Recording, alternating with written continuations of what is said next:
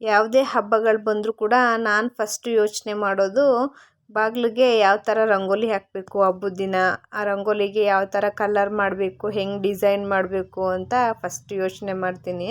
ನನಗೆ ರಂಗೋಲಿ ಹಾಕೋದು ಅಂದರೆ ತುಂಬ ಇಷ್ಟ. ಬಾಗಿಲಲ್ಲೆಲ್ಲ ಕಲರ್ಫುಲ್ಲಾಗಿ ಕಾಣ್ತಾ ಇದ್ದರೆ ನೋಡೋಕೆ ಒಂಥರ ಏನೋ ಒಂಥರ ಖುಷಿ ಆಗುತ್ತೆ. ಇದು ವರಮಹಾಲಕ್ಷ್ಮಿ ಹಬ್ಬದ ದಿನದ ವ್ಲಾಗು. ಬಾಗಿಲಿಗೆಲ್ಲ ತೋರಣ ಎಲ್ಲ ಕಟ್ಟಿ ಎಲ್ಲ ರೆಡಿ ಮಾಡಿಬಿಟ್ಟಿದ್ದೆ. ಹಿಂದಿನ ದಿನವೇ ಎಲ್ಲ ಹಾಕಿ ರೆಡಿ ಮಾಡಿಬಿಟ್ಟಿದ್ದೆ. ಹಬ್ಬದ ದಿನವೇ ಎಲ್ಲನೂ ಮಾಡ್ತೀವಿ ಅಂದರೆ ಆಗಲ್ಲ, ಏಕೆಂದರೆ ಹಬ್ಬದ ದಿನ ಬೆಳಿಗ್ಗೆನೇ ಪೂಜೆ ಮಾಡಬೇಕಲ್ಲ. ಹಾಗಾಗಿ ನಾನು ಕೂಡ ಬೆಳಿಗ್ಗೆ 3:30ಗೆ ಎದ್ದು ಎಲ್ಲ ರೆಡಿ ಮಾಡ್ಕೊಂಡಿದ್ದೆ.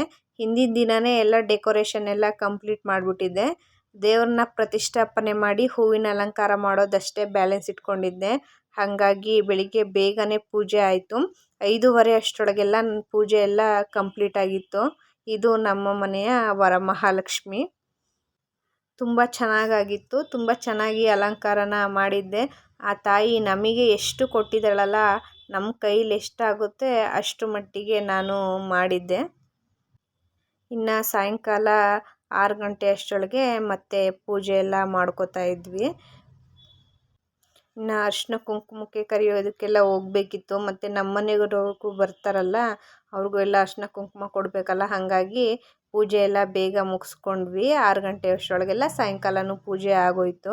ನನ್ನ ಮಗಳು ಆರತಿ ಮಾಡ್ತೀನಿ ಅಂತ ಅಂದಳು. ಅವಳ ಕೈಲಿ ಒಬ್ಬರ ಕೈಲಿ ಹಿಡ್ಕೊಳಕ್ಕಾಗಲ್ವಲ್ಲ, ಅದಕ್ಕೆ ಅವಳು ನಾನು ಇಬ್ಬರು ಹಿಡ್ಕೊಂಡು ಆರತಿ ಮಾಡ್ತಾಯಿದ್ವಿ. ಹಾಡು ಕೂಡ ಹೇಳಿದ್ವಿ, ಆದರೆ ಇಲ್ಲಿ ಅದನ್ನು ಹಾಕಿಲ್ಲ ಅಷ್ಟೇ. ತುಂಬ ಚೆನ್ನಾಗಾಯಿತು ಪೂಜೆ ಆ ದಿನ. ಇನ್ನು ಸಾಯಂಕಾಲ ನೈವೇದ್ಯಕ್ಕೆ ಅಂತ ಹೇಳಿ ಸ್ವಲ್ಪ ಪುಳಿಯೋಗರೆ, ಕೇಸರಿಬಾತು ಮತ್ತು ಬೆಲ್ಲದನ್ನ, ರಸಾಯನ ಎಲ್ಲ ಮಾಡಿದ್ದೆ. ಬೆಳಿಗ್ಗೆ ಒಬ್ಬಟ್ಟು ಮಾಡಿ ಹಾಗೆ ಪೂಜೆ ಮಾಡಿದ್ದೆ ಅಷ್ಟೇ. ಹಾಗಾಗಿ ಸಾಯಂಕಾಲ ನೈವೇದ್ಯಗಳನ್ನೆಲ್ಲ ಮಾಡಿ ಪೂಜೆ ಮಾಡಿದ್ದಾಯಿತು. ಇನ್ನು ವರಮಹಾಲಕ್ಷ್ಮಿ ಹಬ್ಬ ಅಂದಮೇಲೆ ಲಕ್ಷ್ಮಿ ಹೇಗೆ ಮಿಂಚ್ತಾರೋ ಹಾಗೆ ನಾವು ಕೂಡ ಮಿಂಚಬೇಕಲ್ವ.